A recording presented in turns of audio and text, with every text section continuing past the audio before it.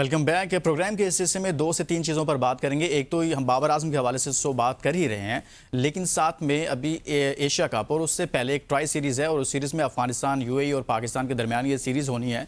और उस सीरीज़ के लिए अब चूँकि आपको पता है माजी में बहुत सारे ऐसे वाक़यात हुए हैं कि पाकिस्तान और अफगानिस्तान के जो शायकीन हैं उनके आपस में तसादुम की सूरत हाल पैदा होती है। बहुत ज़्यादा बदतमीज़ी करते हैं अफगानिस्तान के जो क्रिकेट शायकीन हैं। दुनिया भर में कहीं ऐसा नहीं होता है, ख़ास तौर पर क्रिकेट के मैदानों में। हालांकि भारत के साथ हमारी बहुत ज़्यादा टसल रहती है, बहुत ज़्यादा फाइट होती है, लेकिन वो ग्राउंड पर नज़र आती है। कभी हमें इस तरह की सिचुएशन शायद ना तो कभी स्टेडियम के बाहर उस तरह से नज़र आई है, ना कभी स्टेडियम के अंदर तमाशाइयों के दरमियान में कभी ऐसी सिचुएशन नज़र आई है। लेकिन अफगानिस्तान के साथ जब भी मैच होता है तो कहीं ना कहीं से ऐसे वाक़यात रिपोर्ट होते हैं। सो अब ये फैसला किया गया कि अलग अलग इनक्लोजर्स में इन दोनों ममालिक के शायकीन को रखा जाएगा। अली तनोली साहब से बात करते हैं। अली तनोली साहब, ये कैसा फैसला है? और ये मेरे ख्याल में ये एक इस सेंस में तो ठीक है कि आप फ्यूचर को बेहतर कर सकते हैं, लोगों को इस तरह का तसादुम ना हो, लेकिन ये एक अलमिया नहीं है कि अफगानिस्तान के लोगों को सोचना नहीं चाहिए कि उनकी वजह से इस तरह के काम करने पड़ रहे हैं, इस तरह के फैसले बड़ा अनफॉर्चुनेट है। आप देखें, आपने बड़ी अच्छी मिसाल दी कि इंडिया के साथ सबसे ज़्यादा हमारी राइवलरी है।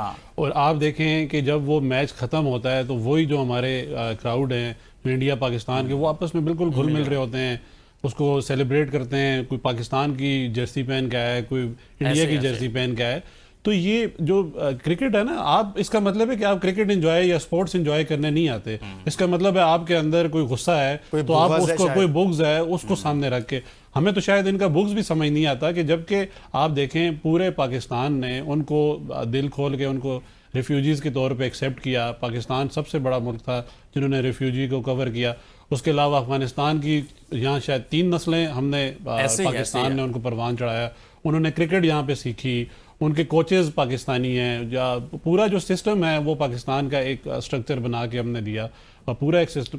तो उसके बाद जब इस तरह की सिचुएशन है, हमें बड़ा अफसोस होता है। दूसरी सबसे जो इम्पोर्टेंट बात है कि हमारी तो रवायात भी सेम है, हमारा मज़हब सेम है। तो उसके बाद हमें इस लेवल पे नहीं जाना चाहिए कि हम आपस में लड़ें, और बजाय कि हम दूसरों के लिए एग्जाम्पल बने, बजाय कि वो लोग हमें ये कहते हैं कि यार देखें आपका अफगानिस्तान के साथ कोई मसला है या कोई क्लैश है। तो हमारा तो कोई ज़ाती कोई क्लैश तो नहीं है। चलें, अगर क्लैश हो भी तो सबसे ज़्यादा हमारा क्लैश इंडिया के साथ है, जहाँ पे हम हर माज पे इंडिया के अगेंस्ट खड़े होते हैं। मेरे ख्याल में अली तनोली साहब, इस हवाले से ये तो एक फैसला किया गया है, लेकिन यहाँ पर एक सख्त फैसला करने की जरूरत थी। बेशक इनके अलग अलग इनक्लोजर्स ना रखते, बिल्कुल ना रखते, एक में ही रखते, लेकिन इनके लिए सख्त SOPs रखते कि अगर कोई ऐसा वाकया रिपोर्ट हुआ तो उसके बाद वो बंदा उस मुल्क में दाखिल नहीं हो सकेगा। सर, ये तो UAE का वैसे भी रूल है ना। आप तो गए भी हैं, आपको आइडिया भी है। तो वहाँ पे जो रूल्स है वो बड़े सख्त हैं, और ये तो इसका मतलब है कि आप वहाँ पे मैनेज करने में नाकाम हो गए ऐसे, और आपने ये एक्सेप्ट कर लिया कि भाई इनकी लड़ाई होगी और हम कुछ नहीं कर सकते। आपको तो ICC को, SEC को एक्शन लेना चाहिए इस बात पे। तो आप क्या करेंगे? कल को कोई भी ऐसा मामला होगा तो आप क्या सीटिंग प्लान अलग कर लेंगे? इसमें तो ये तो अभी का मामला है। कल को आपको रेवेन्यू डिस्टर्ब होगा आपका, आप ये कैसे, ये अगर आप वो उसमें हाफ भी करते हैं तो हाफ में कितने ज़्यादा क्राउड आ जाएगा। जबकि आपके पास एक साइड पे अगर पाकिस्तान है या इंडिया है या कोई भी, ऐसे चले पाकिस्तान अफगानिस्तान की मिसाल है, अगर अफगानिस्तान के प्लेयर कम हैं या उनका क्राउड कम है तो एक तरफ आप पूरा अपना नजर आ रहा होगा, ग्राउंड अपना खाली छोड़ देंगे। अलग से एक डिवाइड, मतलब एक जो हुसन है, जो क्राउड का हुसन है, जो एक पूरा ग्राउंड में नजर आता है, वो आप कंप्रोमाइज कर रहे हैं, इसका मतलब है। तो इसलिए आपको कहीं ना कहीं स्टैंड लेना पड़ता है क्रिकेट के लिए, फ्यूचर के लिए, जो और क्रिकेट की बेहतरी के लिए ये चीज़ बड़ी ज़रूरी है कि आप उनको कंबाइन करें। जबकि स्पोर्ट्स का तो मकसद ही लोगों को जोड़ना है। इसका तो मकसद सिंपल ये है कि यार, लेकिन बड़ी बदकिस्मती है ये अफगानिस्तान क्रिकेट के शायकीन को सोचना चाहिए कि आखिर उनकी वजह से मामलात यहाँ तक क्यों पहुँचे हैं। और ये एक अलमिया है कि अगर मामलात यहाँ तक पहुँचे हैं तो बाहर क्या ऐसा होना नहीं चाहिए था। जो कुछ फैसला किया गया है, सबको एक साथ बैठकर मैच देखना चाहिए था। यही खूबसूरती होती है किसी भी स्टेडियम में मैच देखने के हवाले से। अब आगे बढ़ते हैं, कुछ और मजीद बात करते हैं, लेकिन एक सवाल मेरा ब्रेक पर जाने से पहले बाबर आजम से मुतल्लिक रह गया था, और वो ये था कि अली तनोली साहब, बाबर आजम का एक मसला ये भी रहा है, हमारे बहुत बड़े सुपरस्टार हैं, वो हीरो हैं, सारा कुछ हैं, लेकिन वो ये चाहते हैं कि मैं सिर्फ ओपनिंग करूँ। अभी यहाँ पर भी देखें, वसीम अकरम भी उनको कह रहे हैं कि अगर वो कोच उनके नंबर 3 पर उनको बैटिंग करवाना चाहते हैं तो आपको नंबर 3 पर बैटिंग करवानी चाहिए। इवन के वसीम अकरम ने भी कहा है कि उनको नंबर 3 पर ही बैटिंग करनी चाहिए ताकि वो यहाँ से इनिंग को लेकर चलें। तो सर उनको वो क्यों नहीं आते नीचे वाले नंबर? हम तो बाबर को रेट ही विराट कोहली के साथ करते हैं, तो आप उन्हीं से सीख लें। अब मतलब विराट कोहली भी कभी ओपनर नहीं आते, वो वन डाउन आते हैं और आगे इनिंग को एंकर करते हैं, चीज़ों को साथ लेके चलते हैं। तो आपको एज अ सीनियर प्लेयर रखा गया है और आपको टीम को एंकर करने के लिए रखा गया है। आप ये समझें कि मैं इस टीम का मेन प्लेयर हूं और मैंने इस पूरी टीम को साथ लेके चलना है। अगर तो आप आ जाएंगे बिल्कुल ओपन पे, आप वहां पे अल्लाह ना करे आउट हो जाते हैं, तो वो पूरी टीम पे प्रेशर आ जाता है। तो ओपनिंग जो वन डाउन भेजने का मकसद ही ये होता है कि कोई विकेट आ जाए तो उसके बाद एक सॉलिड प्लेयर हो जो आपको वहां पे आके आपको विकेट रोक के दे।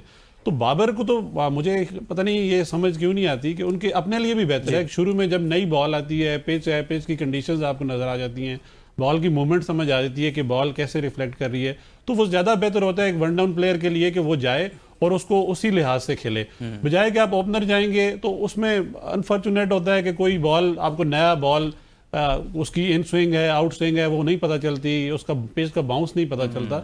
जब आप बाहर होते हैं तो आपको चाहे पहली बॉल भी कोई आउट हो जाए तो आपको आइडिया हो जाता है कि पिच कैसे रिएक्ट कर रही है। अच्छा, उनको अगर वापस लाया जाता है तो बात हो रही है जी फ़खर जमान साहब चूंकि इंजर्ड हैं, लेकिन कहा जा रहा है कि वो 3 हफ्ते बाद तो फिट हो जाएंगे।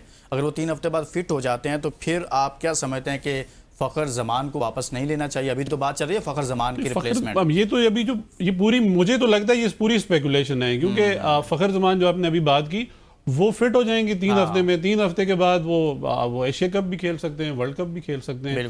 तो ये तो मुझे लगता है कि ये पूरी एक पीआर टीम की जो माहौल है वो बनाया जा रहा है। चेयरमैन पीसीबी ने खुद जाकर मुलाकात की, जो वो मुलाकात जो थी, ये मैं आपको इसकी बड़ी रिलेटेड एक बड़ी खबर दे दूं। मुलाकात ये थी कि ये पूरे जो माहौल को बेहतर बनाया जाए, टीम में यूनिटी लाई जाए और एक दूसरे को सपोर्ट किया जाए।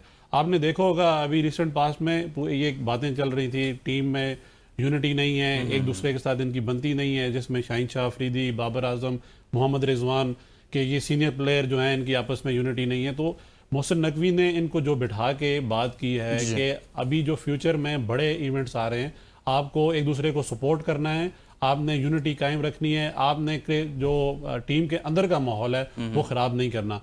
ये सारी जो मीटिंग थी ये इससे रिलेटेड थी, क्योंकि उसमें आपने देखा कि वो सीनियर प्लेयर को उन्होंने कहा कि आपका रोल बड़ा इंपॉर्टेंट है, आप बड़े हैं, आप दूसरों के लिए रोल मॉडल बने और बड़ेपन का मुजाहरा करें, और जो कि एक अच्छी बात है। आप बजाय अपनी जाती अना को सामने रख के ये करेंगे तो इसमें पाकिस्तान क्रिकेट और पाकिस्तान सफर होगा। अच्छा, आपने जाती अना की बात कर दी है तो मेरे पास यहाँ पर एक सवाल है कि मुश्ताक अहमद साहब कह रहे हैं कि सलमान आगा खुद गर्ज कप्तान नहीं बल्कि पहले टीम का सोचता है। आपने जाती अना की बात की, चले हम उसको जाती मामलात में ले जाते हैं, तो सवाल ये उठता है कि अगर इस तरह की बातें होती हैं कि फलां जो है वो खुद गर्ज नहीं है, तो इसका मतलब है पहले कोई खुद गर्ज था। तो बिल्कुल ये तो इशारा है ना इसका मतलब है ये खुद गर्ज थे या नहीं थे, कहाँ से जहाँ उन्होंने बात की वहां से ये मामला चलता आ रहा है। आप देखें ना, जो बड़ा प्लेयर आता है, बड़ा नाम आता है, वसीम अकरम से आप ले लें, वहाँ उसके बाद वकार यूनस, फिर इंजमाम उल हक, मुश्ताक अहमद, ये खुद जो इन्होंने बात की तो इनके टाइम भी बड़ा वहाँ पे टीम में मसले थे इस तरह के। जो अभी की बात हो रही है, इससे पहले रिजवान, बाबर और अभी जैसे सलमान अली आगा को लाने का मकसद ही यही था कि बाबर कहीं ना कहीं उनको स्टेप डाउन कराया गया, रिजवान को लाया गया, फिर शाहीन शाह अफरीदी को लाया गया। तो वो आपस में उनकी एक अना भी थी कि भाई मुझे ना बनाए तो इसको भी ना बनाए, पर्सनालिटी क्लैश था। हाँ, इसको भी ना बनाए, आप किसी न्यूट्रल बंदा। ये तो सलमान अली आगा जैसे वो अभी खुद कह रहे हैं कि जी खुद गर्ज नहीं है, तो इसका मतलब पहले थे पहले वाले थे। बहुत बहुत शुक्रिया अली तनवली साहब हमारे साथ मौजूद थे स्टूडियो में और हमने बात की है पाकिस्तान क्रिकेट के बदलते हुए मामलात के हवाले से। कभी कहा जाता है कि इनका तो T20 में कैरियर ख़त्म हो गया, कभी कहा जाता है कि इनके बगैर अब गुजारा ही नहीं है। सो देखते हैं आप क्या करते हैं मज़ीद बाबर आजम को लेकर। इसके साथ ही इजाज़त दीजिए, अपना बहुत सारा ख्याल रखिए, अल्लाह हाफ़िज़।